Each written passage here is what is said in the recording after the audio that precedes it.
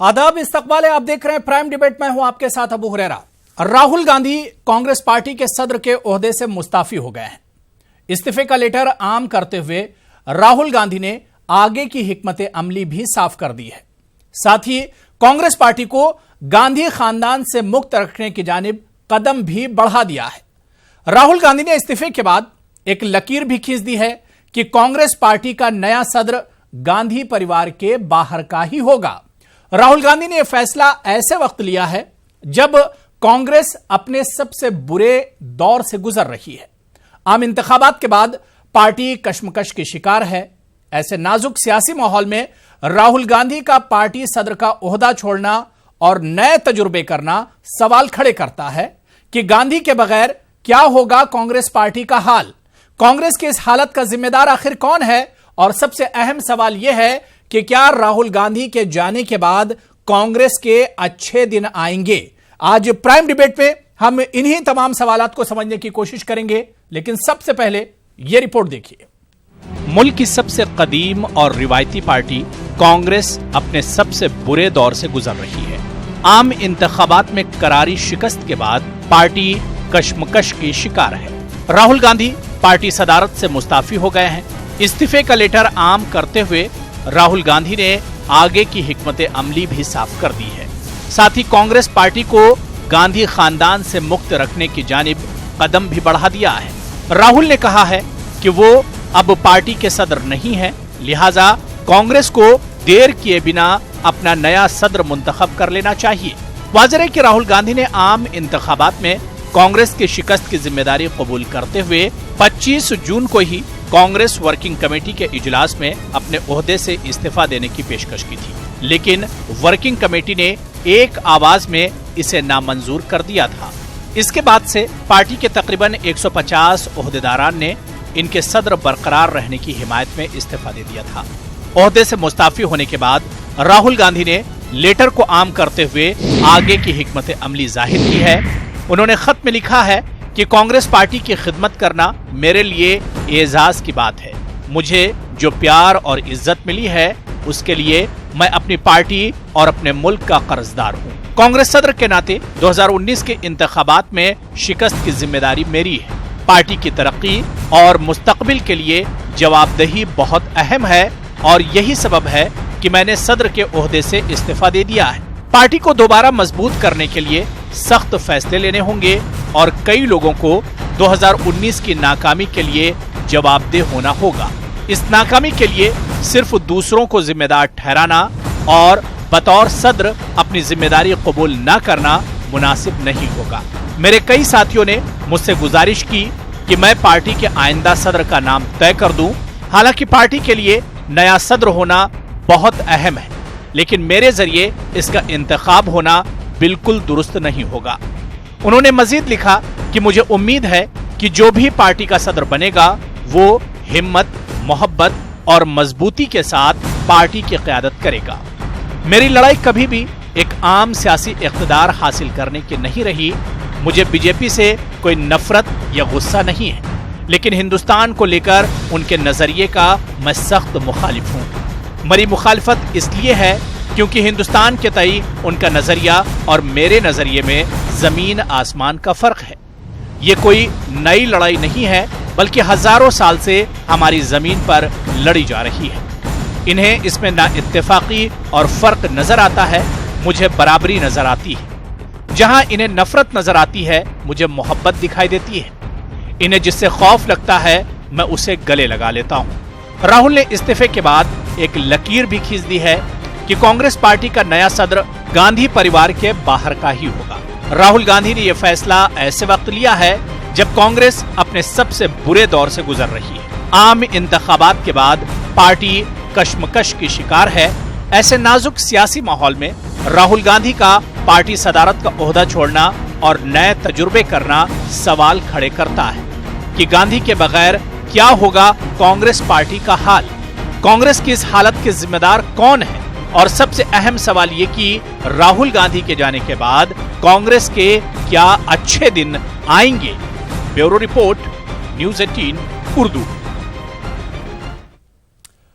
तो सवाल ये उठ रहा है कि आखिर अब कांग्रेस पार्टी का क्या होगा, क्योंकि एक तरह से देखा जाए तो कांग्रेस पार्टी अब गांधी मुक्त एक तरह से हो गई है। राहुल गांधी के जाने के बाद बड़ा सवाल ये उठ रहा है कि आखिर हार की जिम्मेदारी किसकी होगी, या अब आने वाले दिनों में कांग्रेस पार्टी का मुस्तकबिल क्या होगा, किस तरह से इन हालात से, जिस तरह के बुरे दौर से कांग्रेस पार्टी गुजर रही है, कैसे वो इन हालात से लड़ेगी। और सबसे अहम सवाल यह है जिस पर सबकी निगाहें एक तरह से टिकी हुई हैं कि आने वाले दिनों में कांग्रेस का ये जो बोझ है, कांग्रेस की जो जिम्मेदारियां हैं, आखिर किसके कांधों पर होंगी, कौन इन जिम्मेदारियों को संभालेगा, यही सबसे अहम सवाल है। और इसे हम प्राइम डिबेट में समझने की कोशिश करेंगे। कुछ खास मेहमान मेरे साथ जुड़े हुए हैं, बहुत जल्दी अपने मेहमानों का आपसे तारुफ करा देता हूं। मेरे साथ अश्विनी उपाध्याय जी, तर्जुमान है बीजेपी के, वो मेरे साथ जुड़े हुए हैं।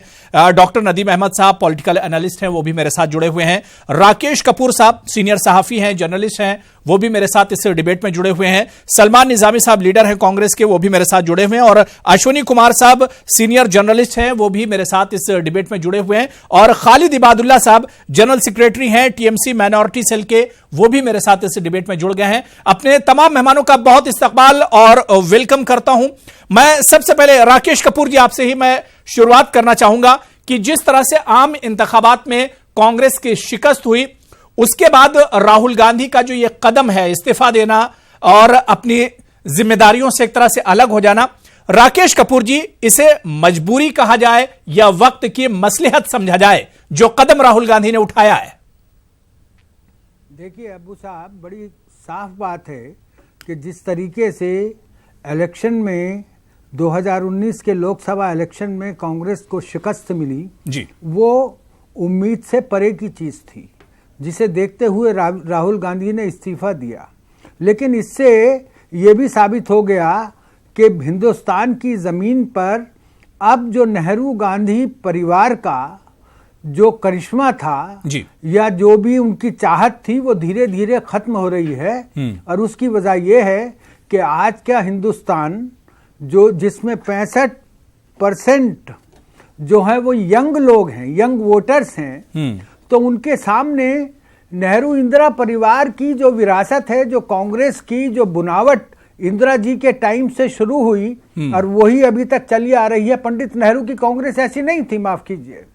इंदिरा जी ने पूरा कांग्रेस का नक्शा बदला, पूरी कांग्रेस की बनावट बदली और एक साइको फैंसी का दौर कांग्रेस पार्टी में चल पड़ा। उसको लेकर के आज की कांग्रेस उसी को ढो रही है और उसके चलते ही ये सारा नज़ारा हमारे सामने पेश हुआ है। मुझे लगता है कि राहुल गांधी का ये फैसला सही है।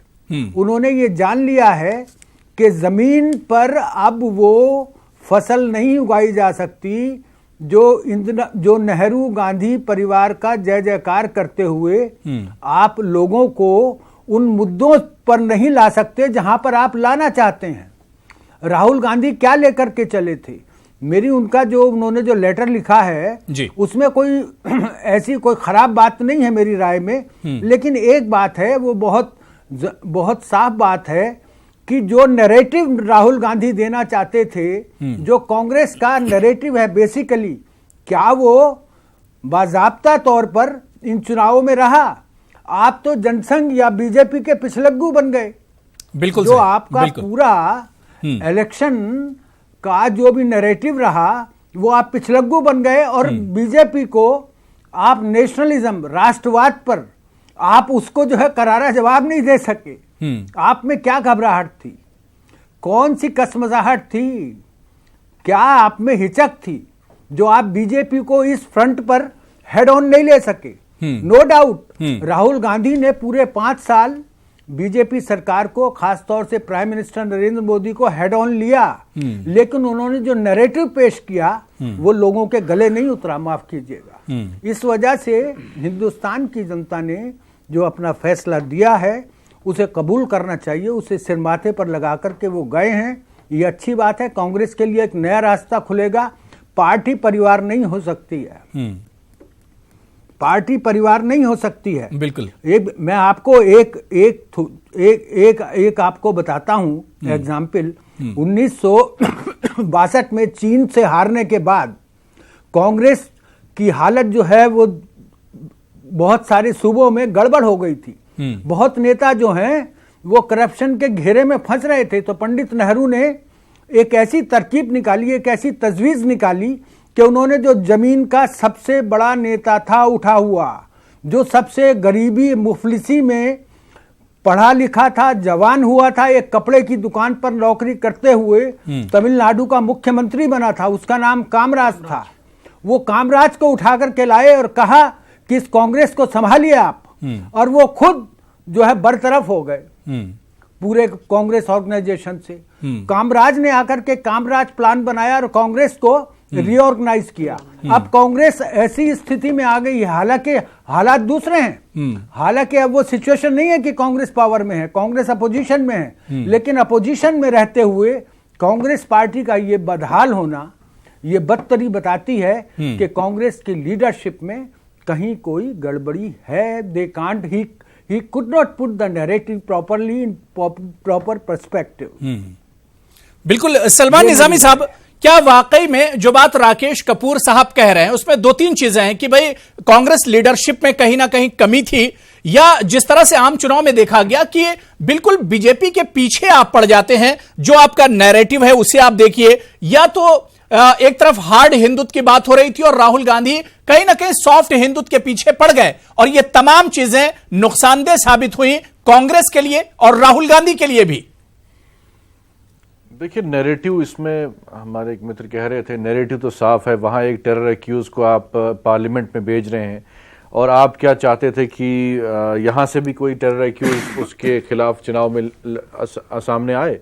तो नैरेटिव बिल्कुल साफ था, ये पोलराइज किया गया पूरे मुल्क को 5 सालों में। जो आपने देखा मॉब लिंचिंग का माहौल अभी तक भी थम नहीं रहा है, और जिस तरीके से कब्रिस्तान और शमशान की बातें हुई इलेक्शन की रैलीज में, ये किसी ने नहीं। इलेक्शन के बाद जो है प्रधानमंत्री जी ने बहुत मीठी मीठी बातें करना शुरू किया, लेकिन आप चुनाव की रैलीज में देखिए कि इनके नेता किस तरीके से जहर उगलते थे।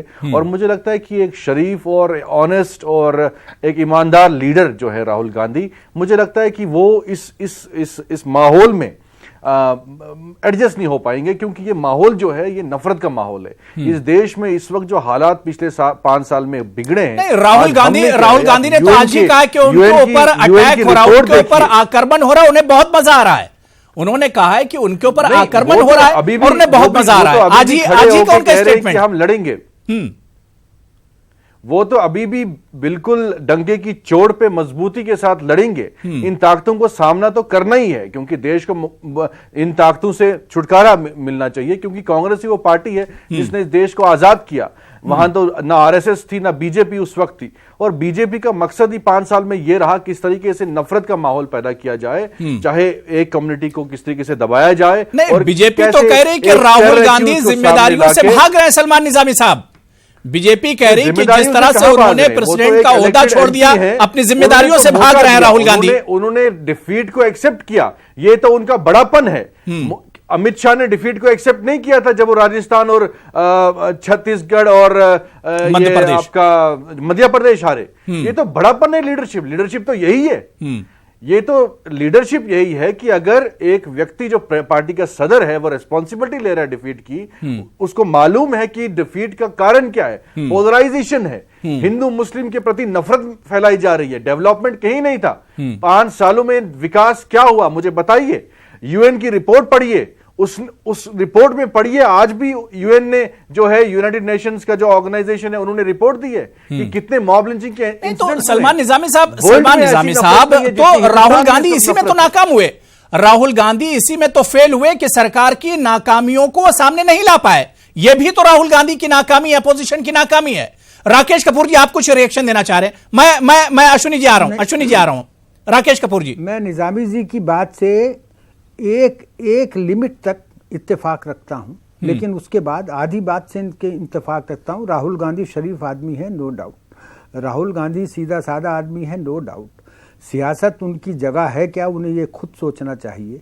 लेकिन मैं खाली मेरी इल्तिजा ये है कि आप 1947 में जब हिंदुस्तान का बंटवारा सिर्फ हिंदू मुसलमान के नाम पर हुआ और 1952 के पहले चुनाव हुए, तो कांग्रेस की लीडरशिप ने इस हिंदुस्तान, उस समय तो जनसंघ थी, हिंदू महासभा थी, बंगाल में उससे पहले मुस्लिम लीग और हिंदू महासभा की मिलीजुली सरकार थी उससे पहले, आप देखें और इस पे गौर करें कि लीडरशिप का फेलियर कहाँ हुआ है।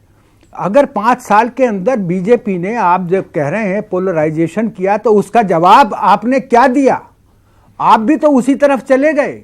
सही। जो मेरा सिर्फ ये है, मेरी अर्ज ये है कि जी कांग्रेस का जो बेसिक नैरेटिव था उससे आप हट गए, रिवायती सियासत से कांग्रेस हट गई, इसमें तो दो राय नहीं है। हाँ, मैं पक्की मेरी राय ये है, बिल्कुल, मुझे ना बीजेपी से कुछ लेना देना है ना कांग्रेस से कुछ लेना देना है। मैं तो भाई सादिक हूं, अपने कौल में गालिब खुदा गवाह कहता हूं, सच के झूठ की आदत नहीं मुझे। ना मैं कांग्रेस का हूं ना मैं बीजेपी का हूं। मैं सही बात कह रहा हूं कि ये जो पूरा नैरेटिव राहुल गांधी पर छोड़ दिया कांग्रेसियों ने, और कांग्रेसी भी डरे रहे। देखिए, इसमें राहुल गांधी की मैं ज्यादा गलती नहीं मानता। इंदिरा गांधी ने 1969 के बाद और उसके बाद 1978 के बाद जो कांग्रेस बनाई, जो कांग्रेस पैदा की, उसमें सिर्फ गणेश परिक्रमा करने वाले लोगों के लिए जगह बनी, जनता से कटते चले गए। You have no contact with the general masses. ये इस बात को साबित करता है। आप इसी बात पर अड़ रहे हैं कि प्रधानमंत्री चोर है, चौकीदार चोर है, चौकीदार चोर है। आपने देखा ही नहीं कि नरेंद्र मोदी ने किस तरीके से नैरेटिव बदल गया सुप्रीम कोर्ट के ऑर्डर के बाद। आप वहीं पर डटे रहे। आपने इस नैरेटिव को दूसरे फॉर्म में रखने की कोशिश नहीं की, या आप में कुव्वत नहीं थी, या आप इतना सोच नहीं पाए। आप जो हैं वो एक चीज के पीछे पड़ गए तो उसके पीछे ही पड़ गए। आपने देखा नहीं कि नरेंद्र मोदी ने जमीन में क्या किया है। निजामी साहब, नरेंद्र मोदी ने टॉयलेट योजना हो, चाहे वो 6,000 रुपए महीना किसानों को देना हो, चाहे वो पेंशन योजना हो, चाहे फिर कांग्रेस से राकेश कपूर जी, कांग्रेस सरकार के फेलियर की बात करती है कि कांग्रेस ने डेवलपमेंट नहीं किया, कांग्रेस बेरोजगारी कांग्रेस के इस सरकार में बढ़ी, लेकिन राहुल गांधी इसी फेलियर को तो सामने नहीं ला पाए। इसी नाकामी को तो कांग्रेस सामने नहीं ला पाई। 45 सालों में सबसे ज्यादा रही। इस बात को भी आप नहीं भुना पाए। आपने अपने मैनिफेस्टो में 6% जीडीपी का एजुकेशन की तरफ दिया। कितना राहुल गांधी ने अपनी पब्लिक रैली में एजुकेशन के बारे में बोला है? यही मुद्दा ऐसा था जिसपे जो है बीजेपी को वो डिफेंसिव होना पड़ सकता था। आपने सारी चीजें छोड़ दी, आप एक ही बात के पीछे पड़ गए। बिल्कुल। मैं अश्विनी उपाध्याय जी आपके पास आना चाहूंगा। बीजेपी की अश्विनी उपाध्याय जी मुराद पूरी हो गई, कांग्रेस गांधी मुक्त हो गई राहुल गांधी के जाने के बाद।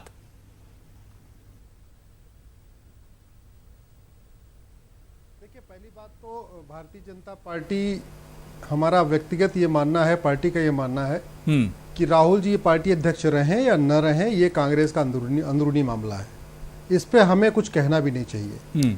लेकिन जिस तरीके से उनके इस्तीफे को पेश किया जा रहा है, बड़ा बहुत अच्छे दिल के अच्छे हैं, बड़े ईमानदार हैं, बड़े इनोसेंट हैं, बड़े सेंसिटिव हैं, जो बातें कही जा रही हैं, तो मैं आपसे आग्रह करूंगा, मुझे 2-3 मिनट का टाइम दीजिएगा, मैं सब जवाब रख देता हूं।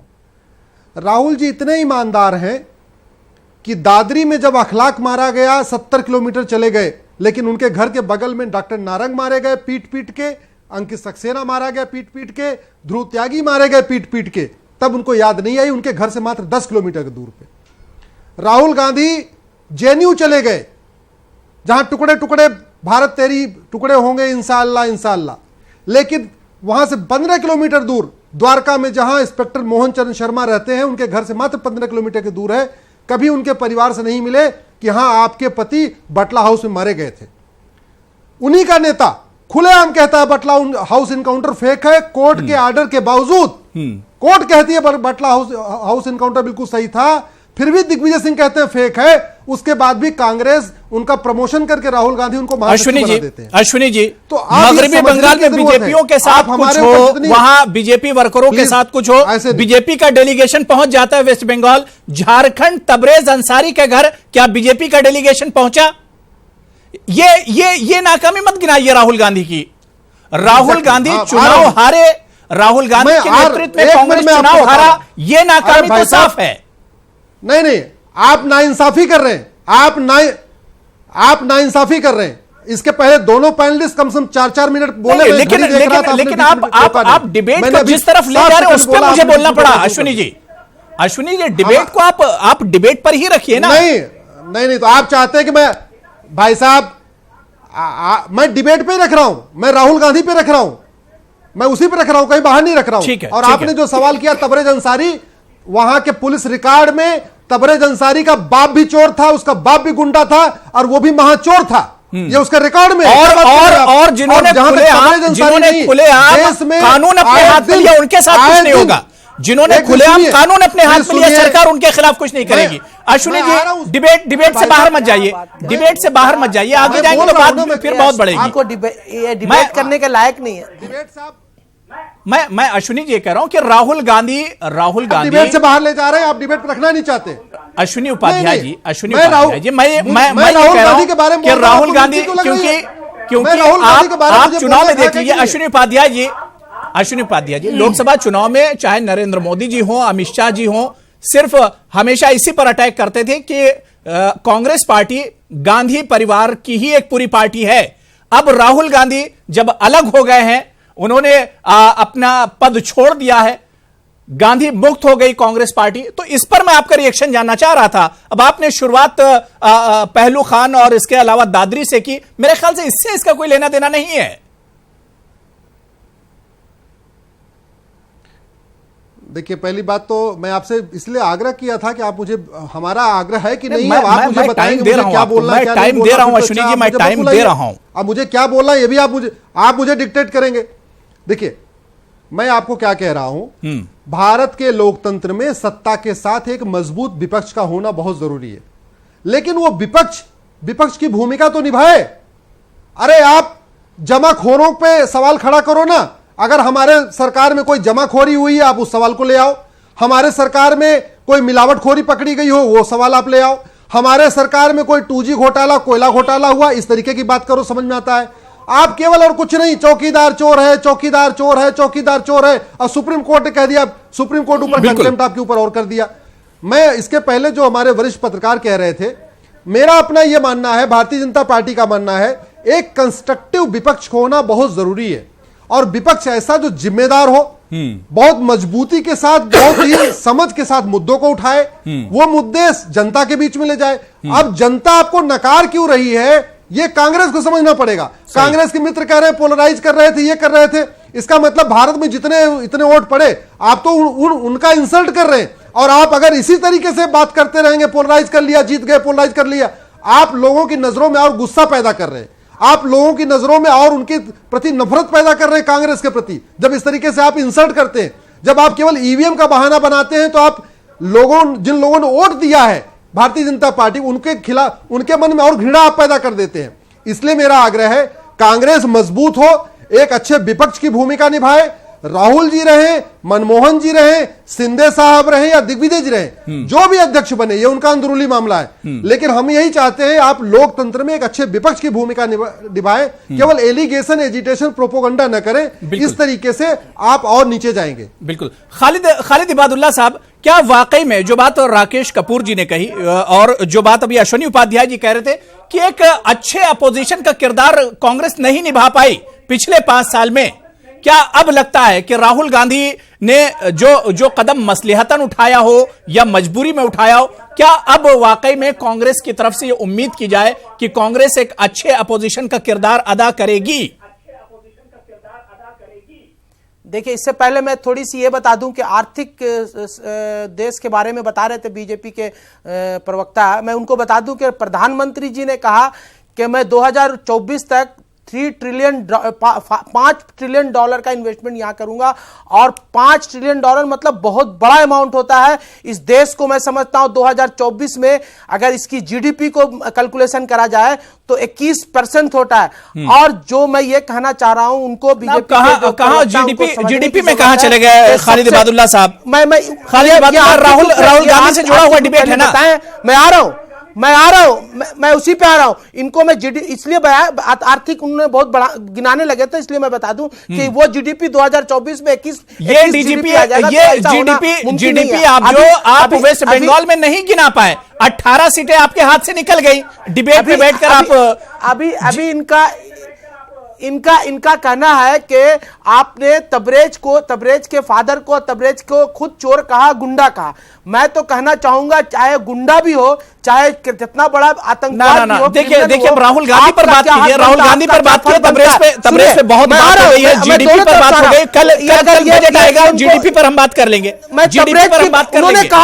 उन्होंने कहा तो मैं उन्होंने कहा तो उस पर मैं कह रहा हूं कि तबरेज अगर गुंडा है, उसका बाप गुंडा है, तो ये फैसला कोर्ट करेगी और एडमिनिस्ट्रेशन करेगा। आपका राइट क्या होता है कि आप उसको मार के ये कर दें? राहुल गांधी पर बात कर लीजिए, राहुल गांधी पर बात कर लीजिए, राहुल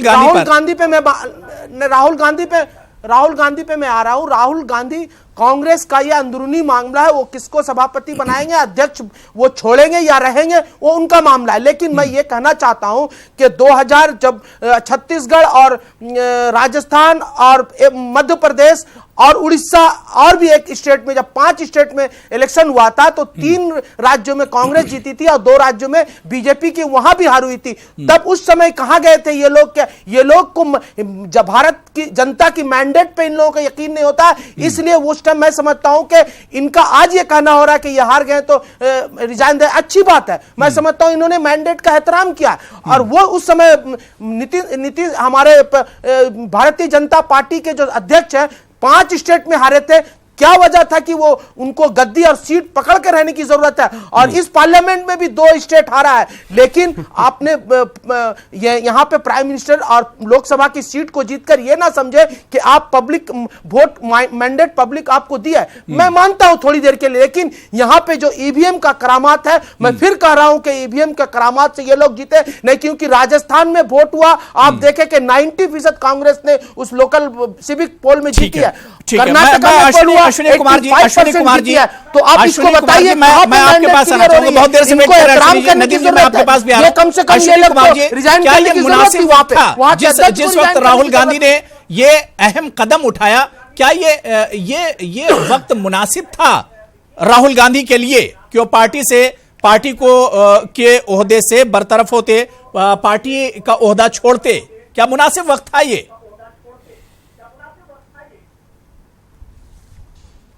जी, साफ जाहिर है कि इस वक्त जो है कांग्रेस पार्टी क्राइसिस में है और यही मौका था कि कांग्रेस को अगर दोबारा रिवाइव करना है तो राहुल गांधी का जाना जरूरी था। और जिस तरह से चुनाव के दौरान या चुनाव से पहले बीजेपी चीफ जो है अमित शाह, बाकी नेताओं ने ये कहा था कि कांग्रेस जो है वो हमेशा नेहरू और गांधी परिवार की तरह जुड़ी हुई है और ये पार्टी एक फैमिली पार्टी है, ये पार्टी बीजेपी की तरफ या बाकी जो ऑपोजिशन की तरफ नहीं है।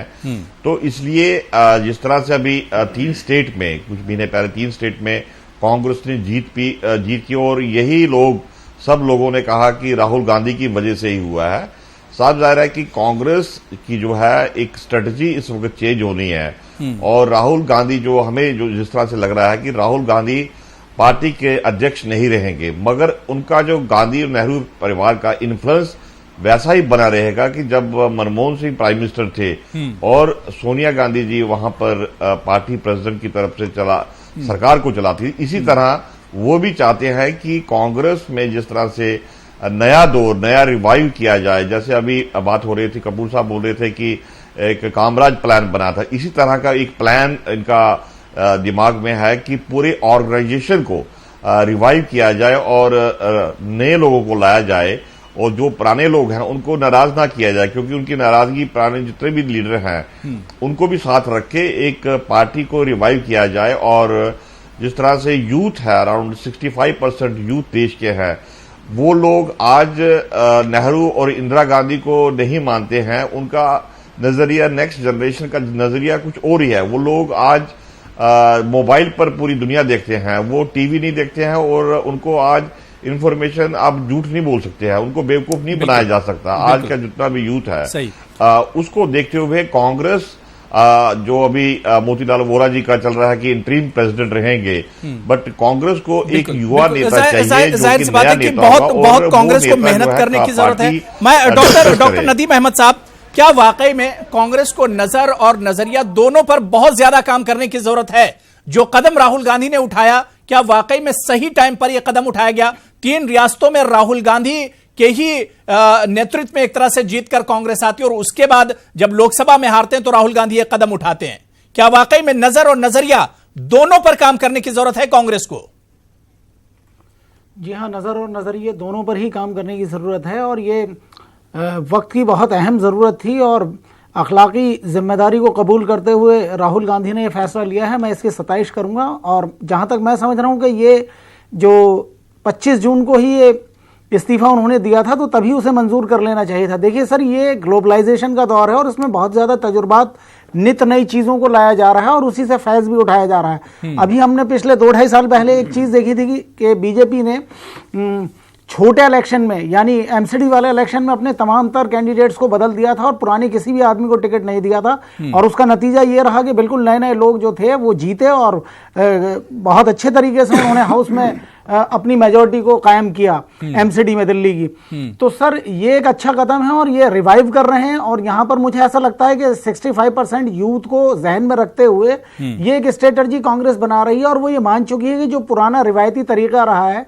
कांग्रेस का अब तक का, उसे तब्दील करने की जरूरत है और ऐसे लीडरान जो कि एसी रूम्स में रहते हैं और जमीनी जुड़ाव उनका कुछ नहीं, ग्रास रूट पर जाकर काम नहीं करते हैं, उनकी भी कुछ ना कुछ जिम्मेदारी बन रही थी कि वो राहुल जी के साथ कंधे से कंधा मिलाकर चलें, लेकिन इस तरीके की चीजें हमें नहीं दिखी हैं। तो यहाँ पर तब्दीली और तबद्दुल करने की जरूरत है और नजर और नजरियात में जो अगर फर्क ये कर रहे हैं, जाहिर सी बात है कि एक बड़ी तब्दीली राहुल गांधी के इस फैसले के बाद तो हुई है, लेकिन क्या वाकई में इससे कांग्रेस का मुस्तकबिल संवरेगा, ये देखना भी बहुत अहम होगा। और बड़ा सवाल यह भी उठ रहा है कि क्या राहुल गांधी के जाने के बाद अब कांग्रेस के अच्छे दिन आएंगे?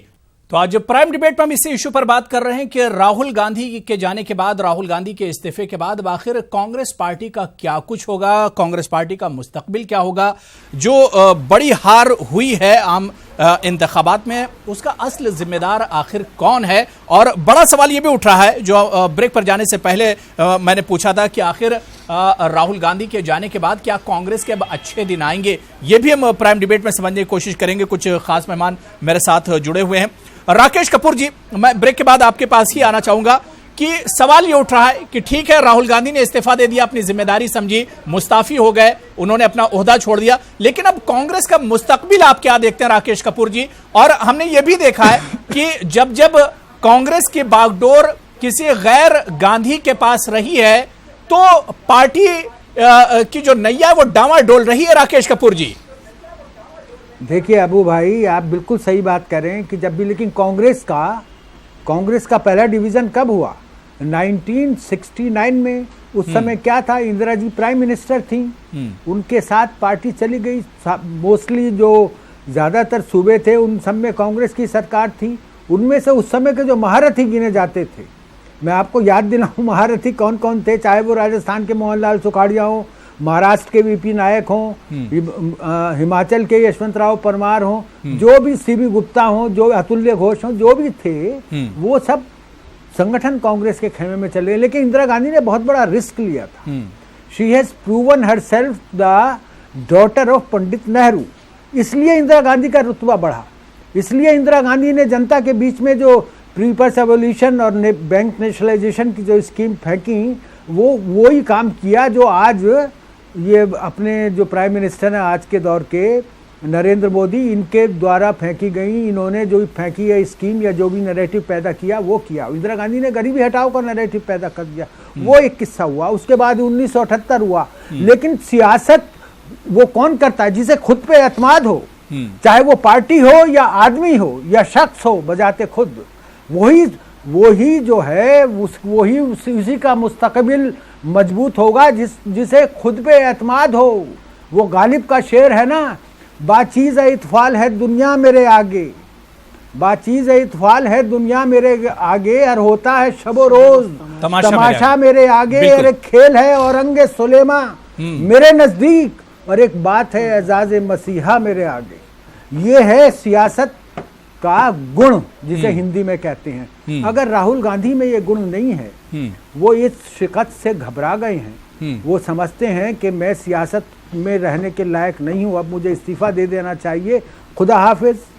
अगर कांग्रेस पार्टी ये समझती है कि हमारा गुजारा साहब जो वो जिम्मेदारियों से भाग रहे हैं, जिम्मेदारी से भागते हैं, तो इसका मतलब उनमें आत्मविश्वास समाप्त हो चुका है। और ये आत्मविश्वास या ये एतमाद अपने ऊपर ये खत्म होने की वजह यह है कि पिछले 30-35 साल से इंदिरा जी ने जो कांग्रेस का स्ट्रक्चर खड़ा किया उसमें सिर्फ साइकोफेंसी बना दी गई। वो तो चीफ मिनिस्टर ऐसे बदलती थी जैसे जो है किसी दफ्तर का चपरासी बदला जाता है।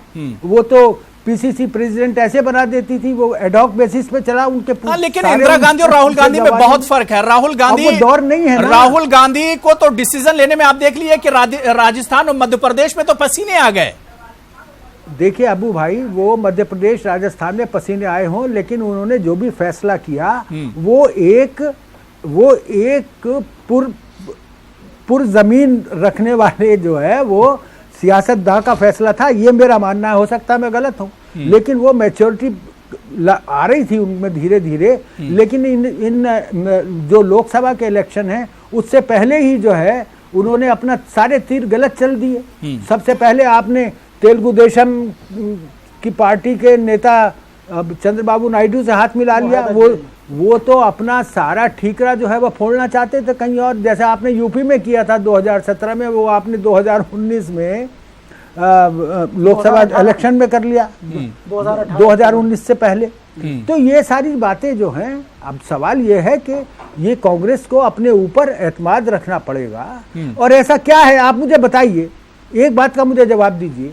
अगर राहुल गांधी को प्रेसिडेंट नहीं बनना था, ठीक है मान लिया आपने, अगर आपने अपनी पार्टी को लोकसभा में लीड नहीं करना था तो आपने वायनाड से चुनाव क्यों लड़ा? इस बात का मुझे जवाब दीजिए। बिल्कुल। अगर आपको ये उम्मीद हो गई थी कि आप अमेठी से चुनाव हार जाएंगे तो आप वायनाड क्यों गए?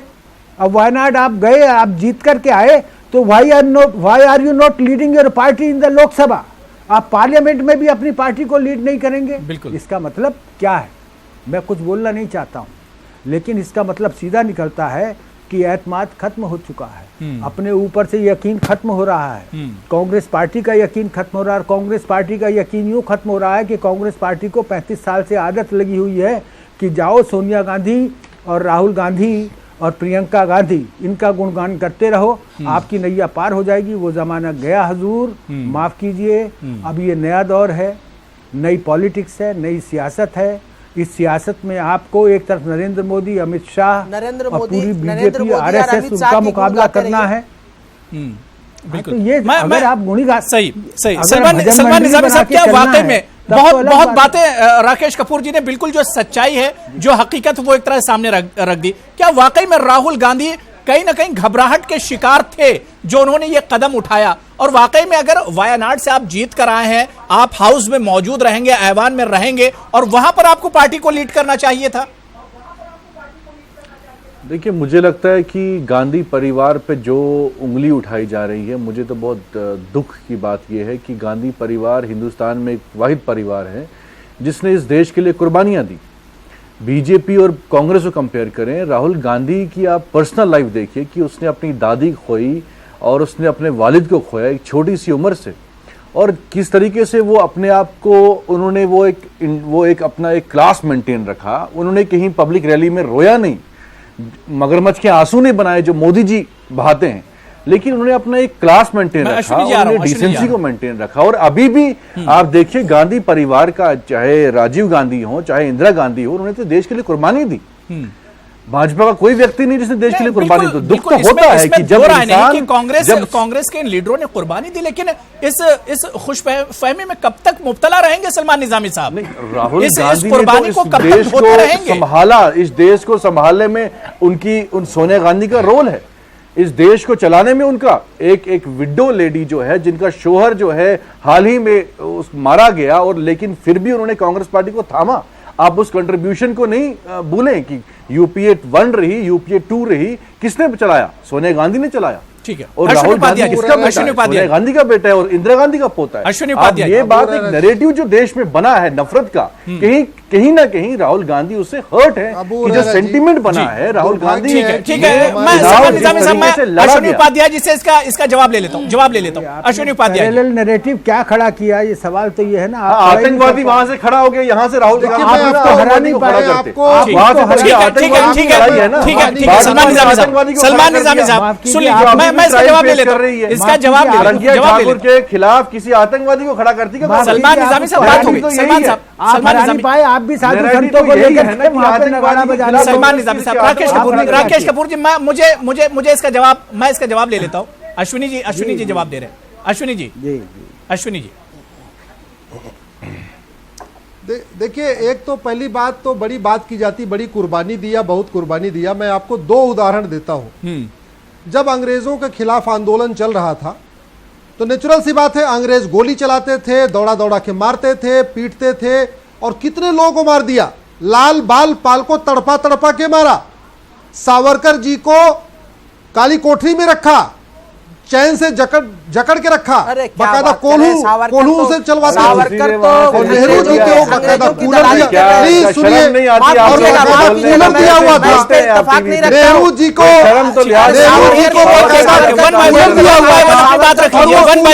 किताब लिखते थे।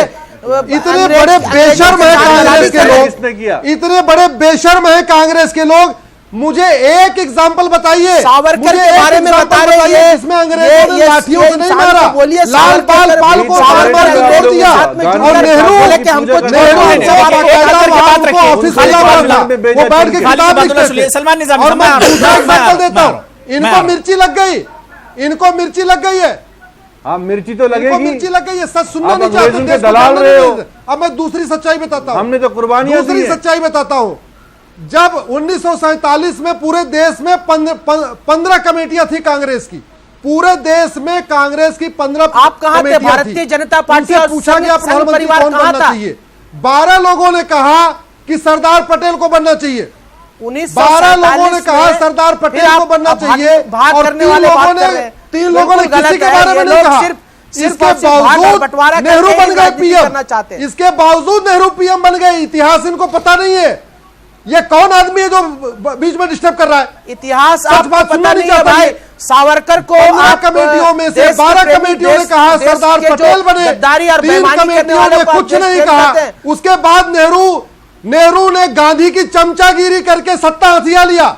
उसके बावजूद नेहरू ने गांधी की चमचागिरी करके सत्ता हथिया लिया। इससे बड़ा बेशर्म क्या होगा? दूसरी बात, परिवार मुझे एक एग्जाम्पल बताइए, भारतीय जनता पार्टी मुझे एक भी, ये किस तरह से बात कुछ कर पता ही नहीं है। अश्विनी जी, अफगान क्या है? आपको कुछ नहीं पता, अश्विनी इसके जी, बावजूद ये हमारे लीडर रहे हैं, चमचागिरी और ये इस तरह के वर्ड इस्तेमाल मत कीजिए, दस्तूरी जबान इस्तेमाल कीजिए, आईनी जबान इस्तेमाल कीजिए। अब ये हमारे लीडर रहे हैं, नेहरू जी हो, गांधी जी हो, ये हमारे लीडर रहे हैं भाई। सियासी तौर पर देखिए इख्तिलाफात हो सकते हैं, नहीं है, लेकिन प्राइम मिनिस्टर रह चुके हैं, डिबेट में बैठ first prime minister of India रह चुके हैं। देश की आजादी में इन लोगों का हाथ है, देश की आजादी में इन लोगों का हाथ है। आप सुनना नहीं चाहते, देश के जो भाग परिवार और भारतीय जनता पार्टी के लोग कर रहे थे, सावरकर का नाम लेते हैं, मुझे तो शर्म आती है ऐसे लोगों से। अबू हुरैरा ये फैक्ट है कि नहीं? अबू हुरैरा ये फैक्ट है कि नहीं कि 15 कमेटियों में से 12 कमेटियों ने कहा था सरदार पटेल बने, 3 कमेटियों ये भी फैक्ट है कि आप भारतीय जनता पार्टी और संघ परिवार आजादी के वक्त में कहा था।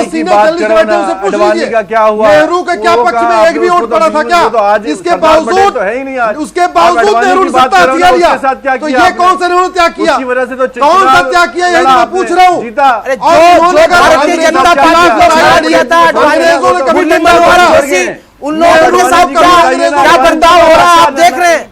आप कांग्रेस की बात कर रहे हैं, एक एक करके बात कीजिए। मैं अश्विनी कुमार जी के पास जा रहा हूँ। अश्विनी कुमार जी, मैं ये पूछ रहा हूँ, अश्विनी कुमार जी, नेहरू पूरे आजादी के आंदोलन में नेहरू को कभी एक डंडा पड़ा क्या? पूरे आजादी के आंदोलन में अरे आप कहाँ थे आजादी के आंदोलन में? नेहरू नेहरू और गांधी को छोड़े, आप कहाँ थे आजादी के? आपका कोई देन है? वो केवल चमचागिरी करते। ठीक है, हम आजादी की लड़ाई में Bharatiya Janata party political scenario मौजूदा जो सिनेरियो उस पर हम बात कर रहे हैं। अब आजादी एक भी अश्विनी कुमार जी आपके पास आ रहा हूं। अश्विनी कुमार जी, सवाल ये उठ रहा है कि क्या अब राहुल गांधी को तो जो कदम उठाना था उठा लिया, क्या कांग्रेस के आने वाले दिनों में अच्छे दिन आपको लग रहा है, नजर आ रहा है कि अच्छे दिन आएंगे कांग्रेस के? जी आबू जी, एक चीज तो साफ जाहिर है कि जो राजनीति है, अभी आपने देखा होगा कि कुछ साल पहले बीजेपी का पार्लियामेंट में एक मेंबर ऑफ पार्लियामेंट होता था, उसके बाद बढ़ते बढ़ते आज पिछले 5 साल से इनकी सरकार है, 2 से आगे दोबारा 5 साल हो और गए, चलेगी 5 साल। तो इसी तरह से कांग्रेस भी इस वक्त दुविधा में है और परेशानी में है। कांग्रेस को रिवाइव करने के लिए एक ही जो मुद्दा था कि राहुल गांधी को जाना चाहिए था, और अभी तक यही डिसीजन उन्होंने लिया है। अगर पार्टी को रिवाइव करना है तो उनका डिसीजन इस वक्त ठीक था और नया नेता होना चाहिए और आगे को पार्टी को चलाए, और अदरवाइज जो है पार्टी जो है खत्म हो जाएगी। अभी आप देखिए कि गुजरात में पिछले 15 साल से कांग्रेस अभी रिवाइव नहीं हो पा रही है, तो कोई भी जो नेता है इसके ऊपर नहीं डिस्कस कर पा रहा है कि गुजरात में 10 साल मोदी जी ने सरकार चलाई, उसके बाद 5 साल और चल रही है और नेक्स्ट 5 साल चल रहे हैं। तो इसी तरह से आने वाले चुनाव में जितने अभी स्टेट्स के चुनाव है उसमें जम्मू कश्मीर भी है, अगर इस वक्त पार्टी रिवाइव नहीं होती है, नया नेता नहीं आता है, तो कांग्रेस का वही असर होगा जो 2019 में पार्लियामेंट इलेक्शन में हुआ है, और आने वाले दिनों में पार्टी जो है धीरे धीरे डाउन होती जाएगी। तो इस वक्त जो सबसे ज्यादा जो परेशानी की बात है, कांग्रेस प्रेसिडेंट को जो राहुल गांधी जी चला रहे थे, उनके एडवाइजरों के ऊपर सबसे ज्यादा जो है उनसे पूछना जाना चाहिए। उनकी अगर कोई गलती भी होती है तो जितने उनके बड़े बड़े नेता बैठे हुए हैं, जो कोटरी बैठी हुई है, उनको सही एडवाइस कोई नहीं देने वाला था इतने सालों में। जैसे प्राइम मिनिस्टर के ऊपर अटैक करना इतने चुनाव के दौरान, तो उसका क्या फायदा हुआ? क्या इसके ऊपर कांग्रेस वर्किंग कमेटी आने वाले दिनों में डिस्कस करेगी? इसके ऊपर नया नेता कौन होगा? और इसीलिए मुझे लगता है कि मोतीलाल वोरा को इंटरिम प्रेसिडेंट देंगे, क्योंकि उस दिन चेयर कौन करेगा कमेटी की मीटिंग, और उनको नया नेता बनाना होगा। और अगर ऐसा नहीं होता है तो राहुल गांधी के लिए एक परेशानी का मामला है।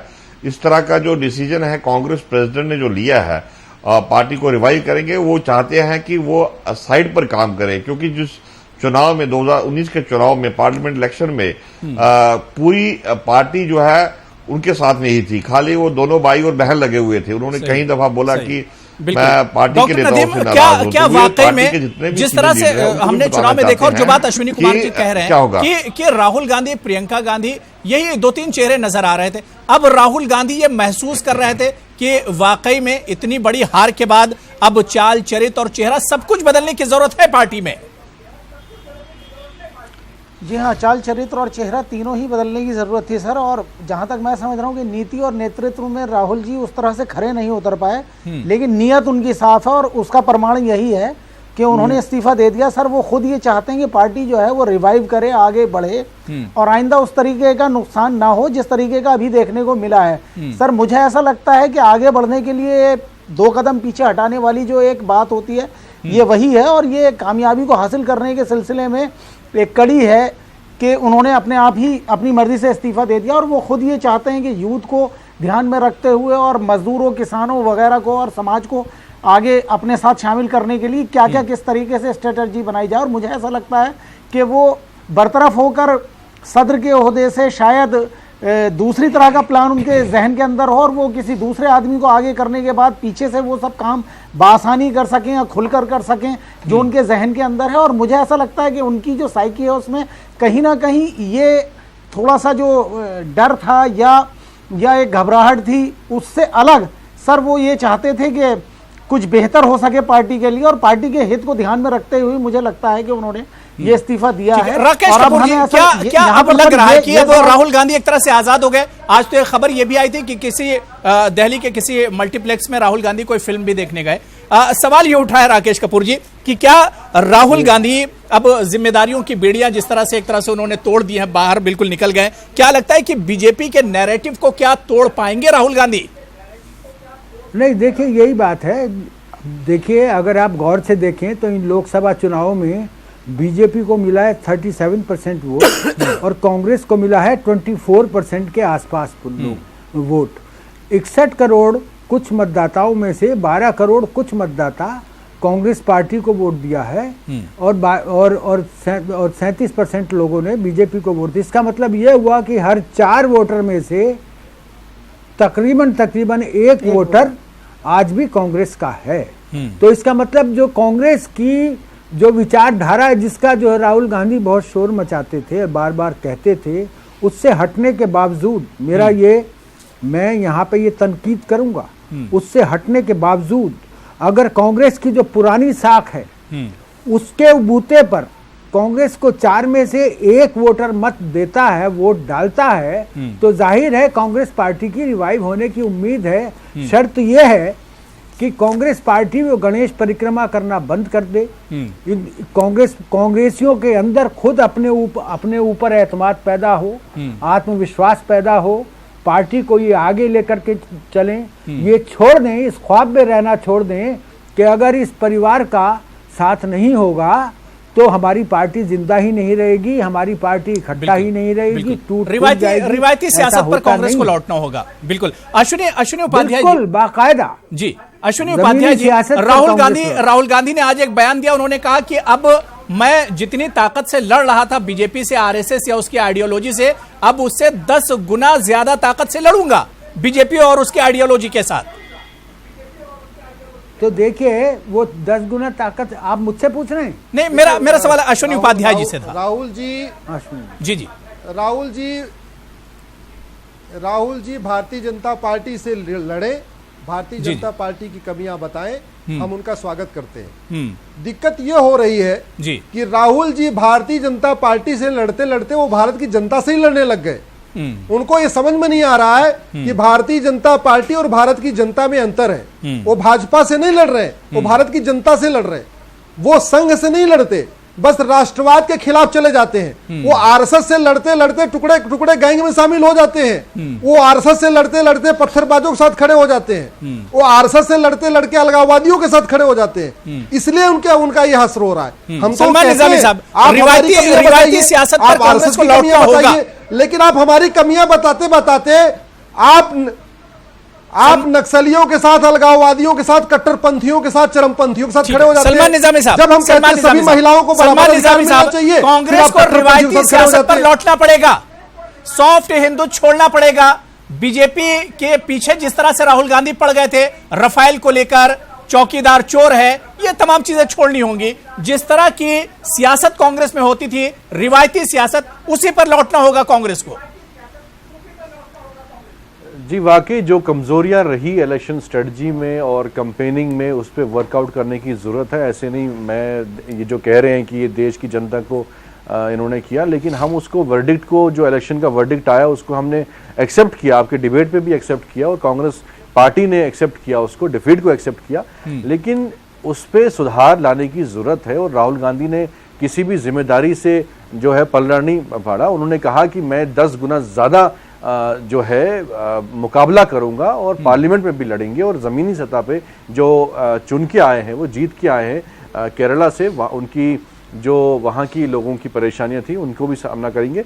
लेकिन जो मसला है, मसला ये है इस वक्त जो देश का माहौल है, ये जो नैरेटिव बना हुआ है पिछले 5 साल से, ये 1 साल से नहीं है, ये जो मॉब लिंचिंग का माहौल है, जो हिंदू मुस्लिम के प्रति नफरत फैली हुई है, इसको मुझे लगता है कि जो भी कांग्रेस से सड़कों पर क्यों नहीं निकलती? इसे मॉब लिंचिंग का मामला है, जो नैरेटिव की जिसकी आप बात कर रहे हैं, इसे कांग्रेस सड़कों पर लेकर कब निकलेगी? सलमान निजामी साहब, कांग्रेस का सेकुलरिज्म का सड़कों पर क्यों नहीं आ रही कांग्रेस? उसको आगे इस इशू को लेकर कांग्रेस सड़कों पर कब आएगी? राहुल गांधी के बगल में ध्रुव गांधी का घर था, बिल्कुल राहुल गांधी के बगल में डॉक्टर नारंग का घर था, राहुल गांधी के बगल में अंकित सक्सेना का घर था।